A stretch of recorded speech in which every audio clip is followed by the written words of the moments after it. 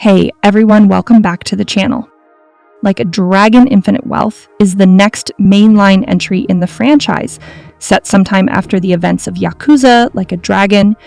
This time around, players will find themselves taking on the role of the franchise's two leading men, Ichiban and Kiryu. The former travels to Hawaii, specifically Honolulu City, in search of his mother, who he thought had died, while the latter faces his hardest battle yet, cancer. In dealing with these events, the two get wrapped up in an international crime conspiracy fitting the franchisee's typical direction. I was recently able to attend a Like a Dragon Infinite Wealth preview event where I were able to play the game for about 3 hours, experiencing a little bit of everything the game has to offer. I were able to explore Honolulu City, completing some side stories and getting a taste of the story there, before being whisked away to Dondoko Island, which is essentially a Like a Dragon X Animal Crossing game mode. We were then shown some of Kiryu's story, which took the vibe from funny and zany to heartbreaking quickly, before ending with one of the most unique boss battles in the franchise to date. If there's one thing that RGD Studio excels at, it's bringing the city to life. This notion is shared by just about everyone has ever walked the streets of Kamurocho, Satombori, Ijincho, and so forth in the Yakuza franchise. However, Honolulu City was one of RGD Studio's most challenging locations because it is not a place the team could see easily. After all, RG Studio chief producer Hiroyuki Sakamoto told us that development began during COVID-19 shutdowns. So the team had to use the internet and satellite imaging in its initial recreation of Honolulu City eventually. The team was able to travel there and get visual aids for its recreation, but the result was a long development process in recreating this city. The visual and general design of Honolulu City highlights RGG Studio's talent for creating environments.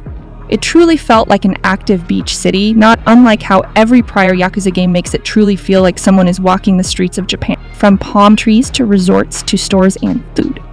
RGG Studio does everything it can to transport a player to Honolulu City. Like a Dragon fills its streets with everything fans have to know and love about the series. Engaging with Like a Dragon Infinite Wealth sub-stories, we were able to perform stunts that saw us dodging cars and explosions for an action movie, find love for Nancy, the lobster, and a bejeweled hermit crab, and unlock the Segway. There were also plenty of activities such as crazy delivery Sujimon or karaoke.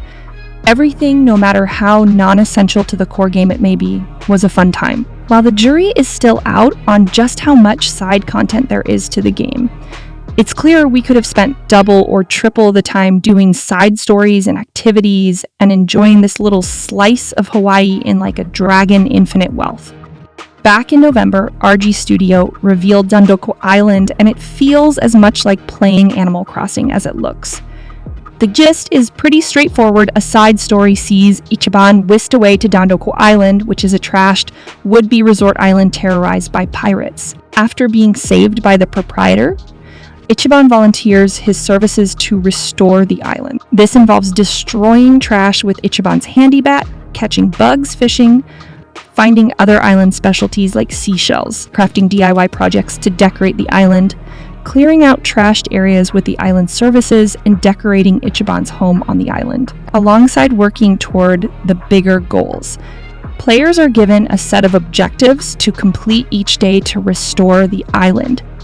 RGG Studio then ripped us away from the peaceful bliss of Dondoko Island, took us back to Japan, and put us in the shoes of a dejected Kiryu. This segment was very story-heavy, and to avoid spoilers as much as possible, suffice it to say it's about going through Kiryu's life, discovering and working on his bucket list, seeing the legacy he has left behind, and seeing how others deal with Kiryu's cancer.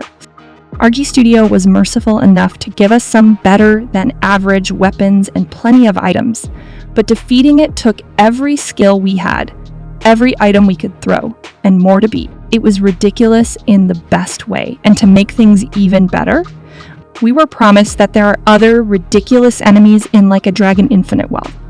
If nothing else, the Like a Dragon Infinite Wealth preview highlighted that RG Studio's ability to craft a city has sharpened, Its zany gameplay and stories are still there, and its ability to handle humor and heartbreak is alive and well. Moreover, the franchise will continue to try new things like Dondoko Island, and any possible outcomes for the game's overarching narrative and direction aren't off the table. Yakuza Like a Dragon sets a high bar, and if this preview is any indication of the full game experience, then Like a Dragon Infinite Wealth is set to clear that bar by a mile. Like a Dragon Infinite Wealth releases January 26 for PC, PS4, PS5, Xbox One, and Xbox Series X Game Rant was provided travel and lodging for this preview event. So what are your thoughts? Do you really like this game? And do you think it is really worth it? Share your opinions in the comments below, and don't forget to like, subscribe, and hit that notification bell for more gaming updates. Until next time, happy gaming.